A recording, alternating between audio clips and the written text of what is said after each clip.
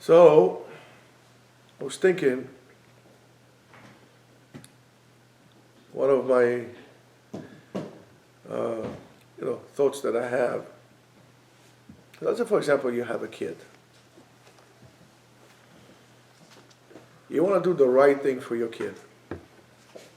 The question is, what is the right thing for your kid?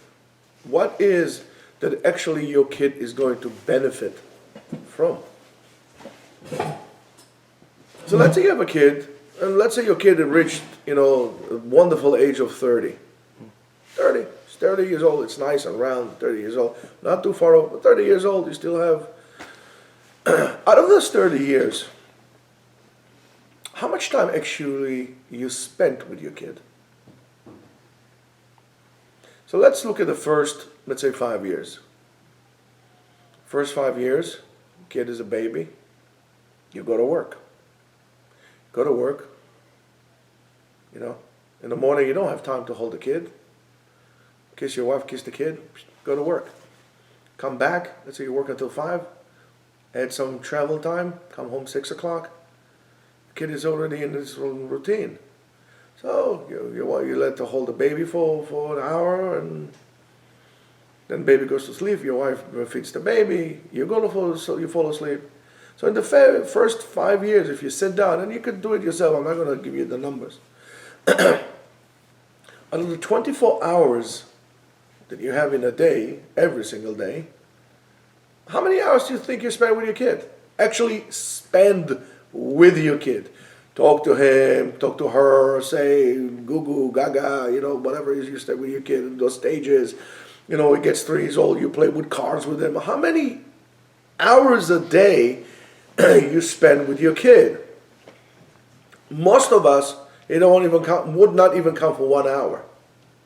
How many times you're around your kid? I don't know.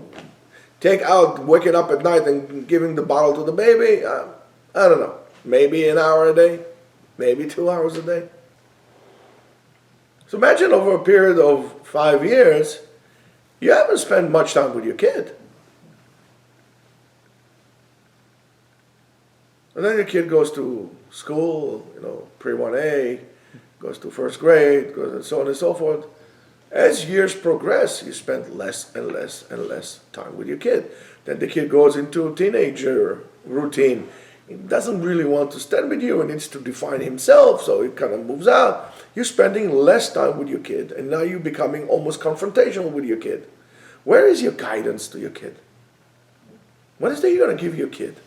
You're telling me all the time, and not you, oh, I'm going to do the right thing for my kid. What exactly is that you're doing for your kid? Doing the right thing for your kid is putting food on the table?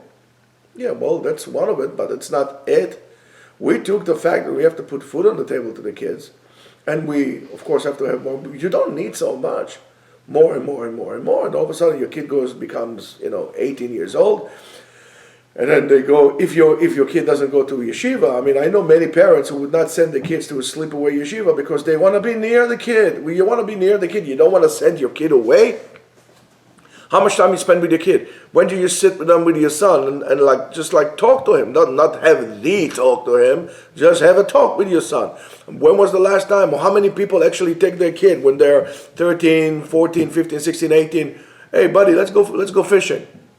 Let's you take a day off from school, I'll take a day off from work. Let's go together. Guys, Kate's in the Cradle, listen to the song over and over again. It's a horrible song. It's a good song. I cannot listen to it. It makes me extremely sad. So then your kid is 18 years old. Let's say you're lucky enough for your kid to go to Israel for a year or two. You take this out of the calculation. The kid goes to, you continue with your work and doing the right thing for your kid. Your kid has his own life now. And a kid is 30 years old and you're saying, wait a minute. Out of the 30 years old, 30 years, if you put it together, hour by hour, how much time you spend with your kid? And I'm talking about not just we are together in the same house. How many times you actually did something with your kid? What will it come down to? A month total of 24 hours, that's what you did with your kid? And then when we send the kids to school, again, we're always going to send the kids to school, telling them that the most important thing for them is to get a profitable job, something, a field that would make them a lot of money, because, again, you need to be responsible for your kid. How many parents do you know would tell the kid, listen, buddy, I think you're going in a way that might be beneficial for you. I think maybe you should take like 6 months off, go travel. Which parent would say to his kid, take a month off, go to Grand Canyon, sleep on a, go camping for a month, go camping for 6 months.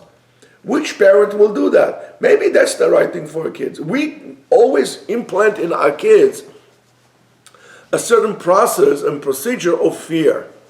Whether it's work, whether it's this, whether it's school, and we always work with kids from fear.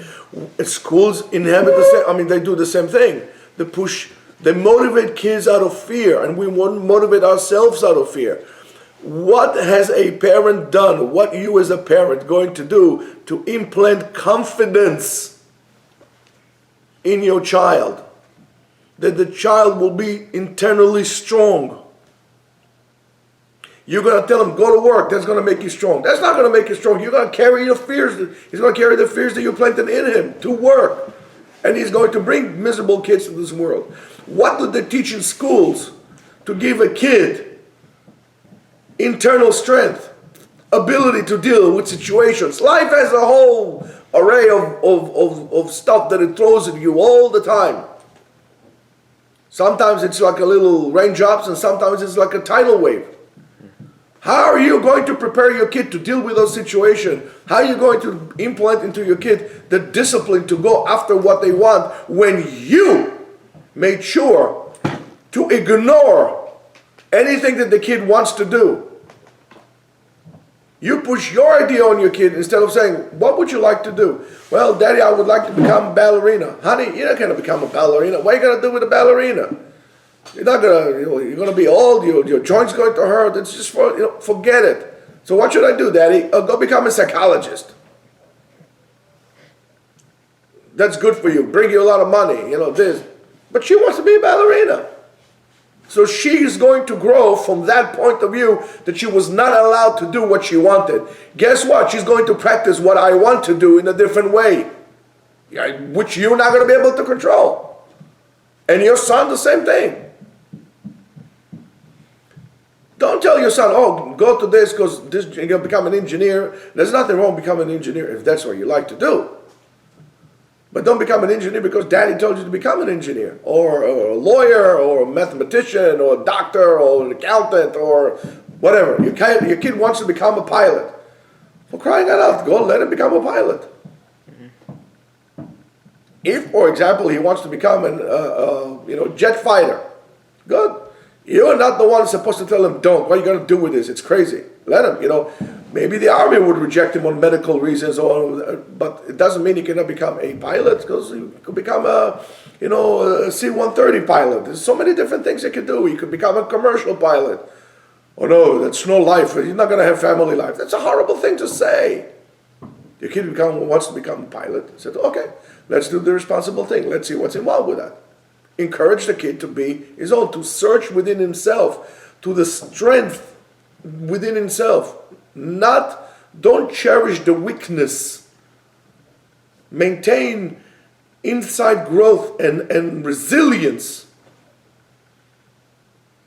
And then the same thing. Oh, you have to get married. Why? Because you can't be alone. What do you mean I can't be alone? I can't be with myself? I think that's the wrong thing to do. That's why marriage looks the way it is. That's why one of the reasons that the family life all falls apart. Because we're taking two weak people, we're putting them together. And then it's going to be a battle of who's going to control who through the weakness, instead of allowing, mutual growth from strength. And then we bring kids. People think that bringing kids to the world is the solution for the problem. There is a problem, the kid will be a solution. That's not the way to do it. Kid is not a solution for the problem. The problem that you have, the solution lays within yourself. There's not going to be any hocus pocus. There's not going to be any miracles happen to you just because of the merit of your thinking. You want something to happen, you're going to make it happen. You got to go after it, you're going to make it happen. Whatever price it will be, if that's what you really want to do, that's what you really want to do. And I'm going to tell you the same thing with us and Mashiach and so on and so forth. You want the Messianic era to arrive? It's not a problem. Get on your knees, start scrubbing the floor, get it ready, make things happen. Most of us want Mashiach to come so we won't have to do anything. He'll come, he'll solve our problems. I'll tell you this. That's the lesson maybe that we need to learn. No problem is going to be solved unless you're going to solve them. Nobody's going to solve your problems. Because if he, it, or she, whatever that will be, solves your problem, they own you. We don't teach our kids to own themselves. Take an inventory of themselves and now go do something with it. That's what we need to do. We need to take a very good look at that. And unfortunately, schools are not like this. We throw the job on the schools. The schools are the same people. They're also parents. Schools are also parents. So they bring their parenthood into the school. Nobody is able to think big and say, okay, let's do it. That's why I think, unfortunately in America, it's a little bit difficult to send kids to a military academy, but I think that's pretty good for you. Because we rottenly spoil the kids and make them into a very, very weak people. I think any person is neither weak or strong. You're born neutral, is what you make yourself to be. And if you feel that you're weak, it's okay, so don't complain. Go work on yourself to become strong. Introduce discipline to your life. Discipline. Not giving up until you get your goal. And sometimes you see when it's impossible, so, okay, at least I know I tried. As I told you many times, failure is not lack of success.